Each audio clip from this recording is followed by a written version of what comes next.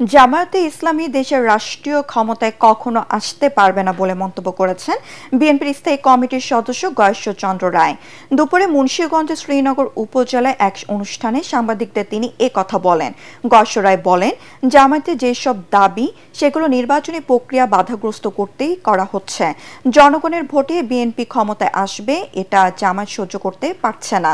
অনুষ্ঠানে আরও উপস্থিত ছিলেন বিএনপির কেন্দ্রীয় নির্বাহী কমিটির যুগ্ম মহাসচিব অ্যাডভোকেট আব্দুস সালাম আজাদ, স্বেচ্ছাসেবক বিষয়ক সম্পাদক মীর শরফত আলী সবুজ সহ কেন্দ্রীয় ও স্থানীয় নেতৃবৃন্দ।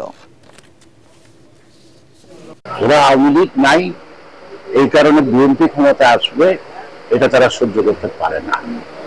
আমি জানি কিয়ামত পর্যন্ত বাংলাদেশে জামাত কখনো রাষ্ট্রীয় ক্ষমতায় আসবে না।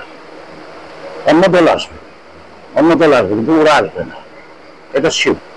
যারা বেসিক ৭১ সালকে স্বীকার করে না, যারা স্বাধীনতাকে স্বীকার করে না, যারা বলে পাকিস্তান ভারতের যুদ্ধ হয়েছে, স্বাধীনতার যুদ্ধ হয় না, তাদের কথা শোনার, গুরুত্ব দেওয়ার সময় বাংলাদেশের মানুষের নাই।